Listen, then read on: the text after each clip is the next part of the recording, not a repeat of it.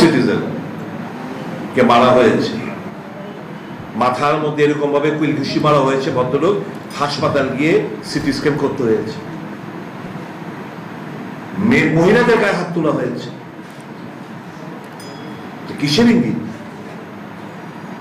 কোন জায়গায় নিয়ে ঠেকাচ্ছে ত্রিপুরাটাকে? কি শিক্ষা দিচ্ছেন যারা এই হুডলুমস? কমিউনিস্ট এবং কংগ্রেস আলাদা কিছু নয়।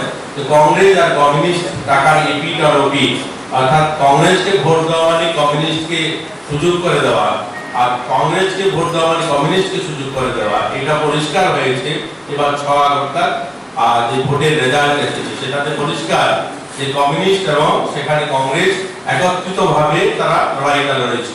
আগামী দিনে ত্রিপুরা রাজ্যে একটাই বার্তা থাকবে যে এটাই ট্রেন্ড শুরু, যে কমিউনিস্ট এবং কংগ্রেসরা এক জায়গায়, ভারতীয় জনতা পার্টি শুধু কংগ্রেস কমিউনিস্ট নয়, তৃণমূলরাও যদি দেখে, তৃণমূলরা যেভাবে ঠাকুর পিটিয়ে যেভাবে অভিষেক